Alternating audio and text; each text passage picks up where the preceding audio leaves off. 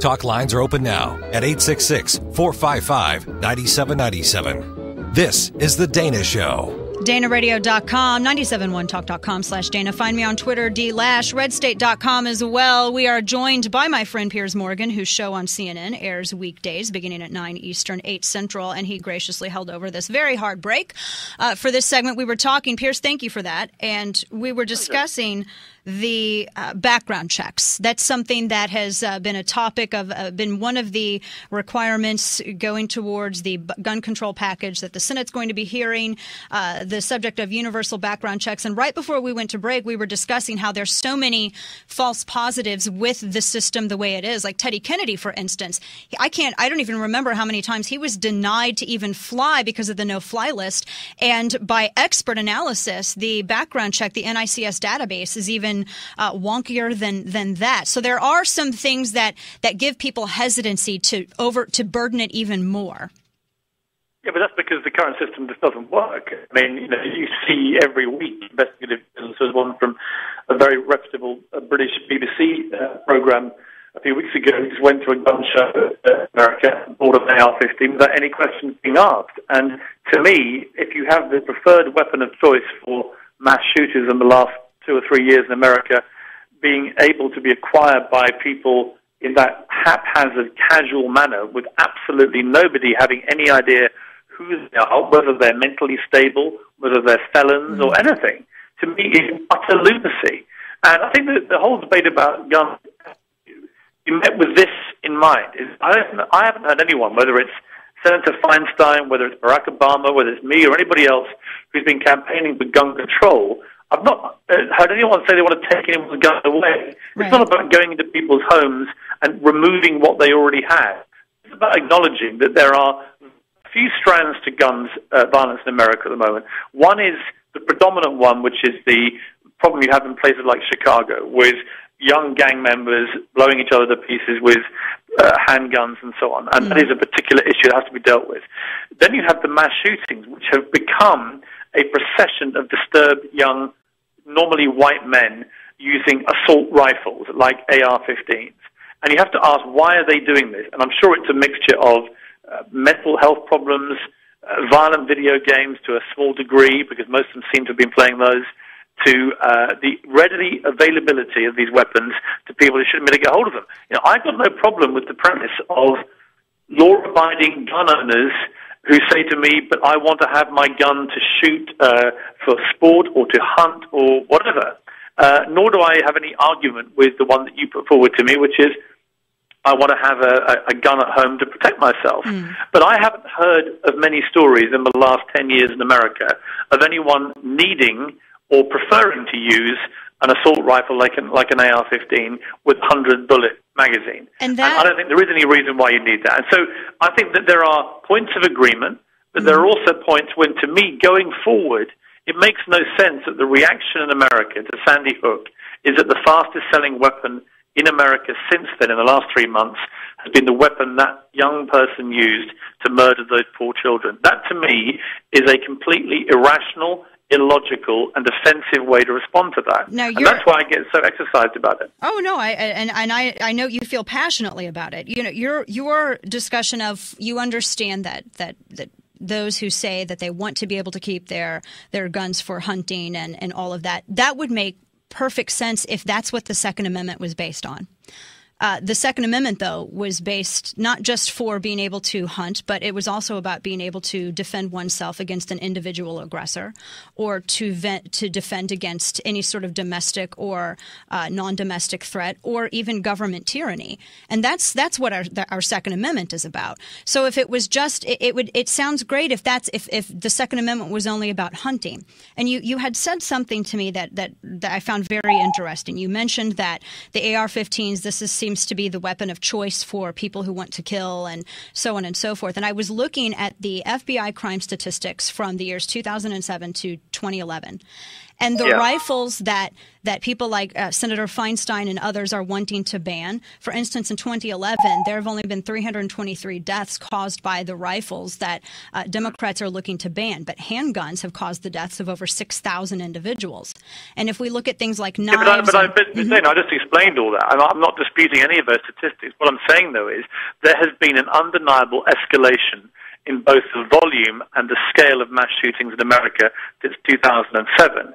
And if you look at what's happened in the last 6 months, you've had at Aurora, the single biggest shooting incident involving one shooter and a number of Americans that he hit and either wounded and killed. It was 70 people, 12 were killed and 58 were wounded. And then at Sandy Hook, the worst ever school massacre. So not a university, but a school massacre.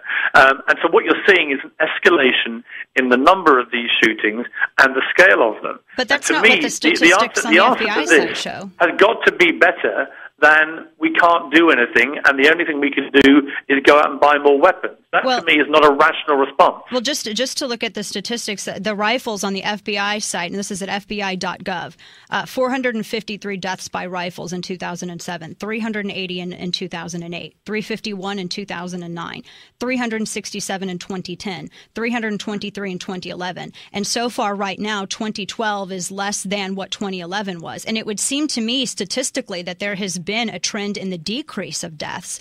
And I agree with you. I'm all for about preventing the loss of life. But I don't look at it as though magazine capacity, that is what has to do with it. Now, you had mentioned something as well, looking at what is motivating individuals, like, for instance, Chicago. There's so much focus on Sandy Hook, but Chicago, you have the equivalent of several Sandy Hooks every single month in Chicago with the loss of life in Chicago youth. To look and see what is motivating that, I agree with you on that. I think that's something that needs to be discussed, but unfortunately, it's so overshadowed.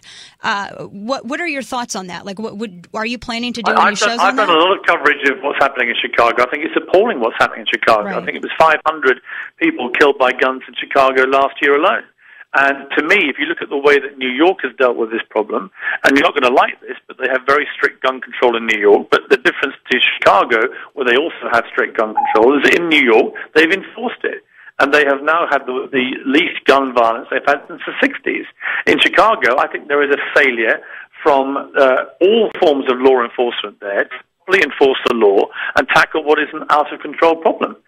In Los Angeles, where I am currently, they have really tackled the gang problem head-on, and they've had a lot of success recently. This is about law enforcement as much as anything else. In New York, they have been passionate about enforcing the law and getting criminals off the streets. I totally agree with you that that should be a number one priority. But, when you throw those statistics at me about the weapons used in shooting, I don't dispute any of that. I never have done. But I have noticed that there is an indisputable pattern of escalation in mass shootings, normally by the same kind of Americans, young, white, deranged males, who are using the same kind of weapons, AR-15s.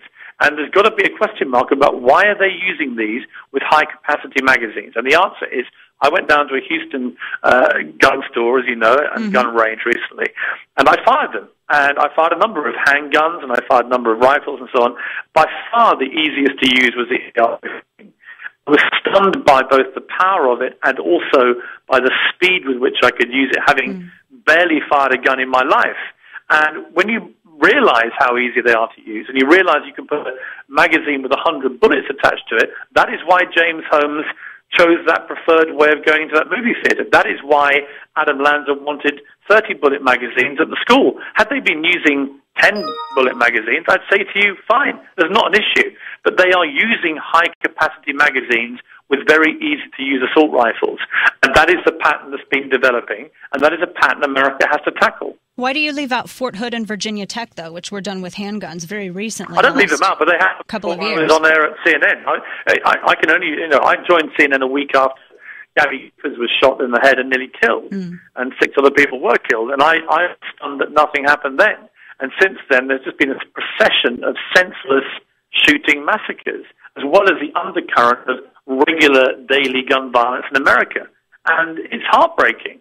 You can accuse me of many things, but ultimately I just want more Americans to live Mm-hmm. and less Americans to be killed by guns. Right. I would imagine that you agree with that. Right. No, I do agree with that. We just, I think, differ on the means. Last quick question I have for you, because I know you have to get ready for tonight's show, which I will see you on. Why do these continue to happen in gun-free zones? What do you mean? Why do shooting massacres continue to happen in gun-free zones?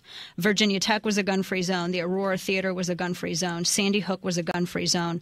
If these are the laws that you and others want, why then do these massacres continue to happen in areas which are designated by law as gun-free zones? You see, there has never been a shred of evidence that any of these shooters ever based the decision-making process on where to do their atrocities because they knew they were gun-free zones. There's never been a note. There's never been a reason. There's presumption that we know by the gun lobby that they are gun-free zones. The reality is, if you want to commit mass carnage in America, you don't have to go to a school because it's a gun-free zone. You can walk out into the street and just start gunning people down. That's why I say it's a complete red herring, the gun-free zone thing. You know, I could say to you, all planes are gun-free zones, but when was the last shooting on a plane in America? But it would be a fairly facile argument because actually they banned all planes from America and they now have marshals whose job it is to try and stop anyone doing anything bad on them. And that's why you don't get shootings on planes. So, you know, you can have that argument to a sort of illogical or logical degree, depending on how your mind works. But in the end, I would say back to you and to any of your listeners who think that I'm talking nonsense about guns, is that I come from a country which had a very similar incident to Sandy Hook, and that was at Dunblane in Scotland in the mid-90s, where 16 young 5-year-olds in a classroom were shot dead by a maniac. And as a result of that, Britain not only banned all assault weapons, but it banned all handguns. Now, you know, you cannot do that in America because there are 300 million guns in circulation. It would be physically impossible to do it, and therefore I have never suggested that should happen. But as a result of that ban in Britain, we have, as you know, between 30 and 40 gun murders a year in Britain compared to 11 to 12,000 in America. You have more violent crimes, though, too. Not a single shooting at a school in Britain since 1996. And there's a very similar pattern. But you've had other, there have been other massacres. Similar thing. Well, Britain has a lot of problems, and I've never disputed it. Britain has appalling problems involving knife crime and obesity and underage pregnancy and yobbery and thuggery and all these things. I'd never dispute that. I've written about this many times. But the one thing that Britain got right was it made it very, very difficult for criminals and the mentally insane to get hands on weapons. And in America, the cultural issue, which is that there are so many weapons in circulation now, it is very, very easy for bad people to get their hands on guns.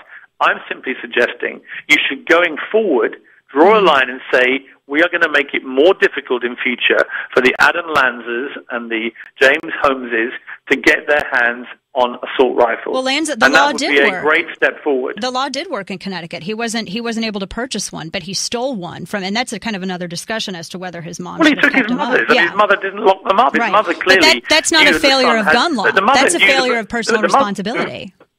Had Asperger's and autism, and he was alone. She knew that he played violent video games, and her response to that was to have guns all over the house and to take him to shooting ranges. That's not a gun law and failure, I say that God rest her soul, she's dead because he killed her. But that mother has a lot of answering to do. That is not good gun ownership. That is reckless. I'll and leave we you saw with what this. happened as a result. I'll leave you with this. I was looking at figures from the European Union Commission about the number of violent crimes per 100,000 residents in England.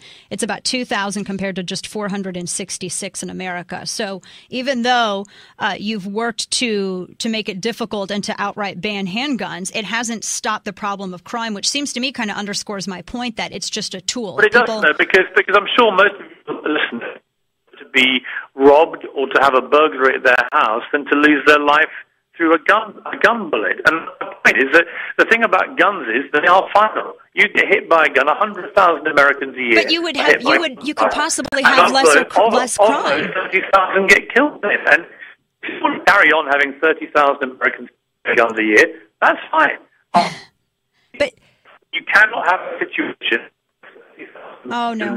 a year lose their lives from guns. Well, but you also mentioned that you forget to mention that according to FBI crime statistics, Uniform Crime Reports, you have 2.1 million cases annually of individuals using firearms in America for self-defense. 10% of those, Piers, are women who use them to stop sexual attacks. So that's always not.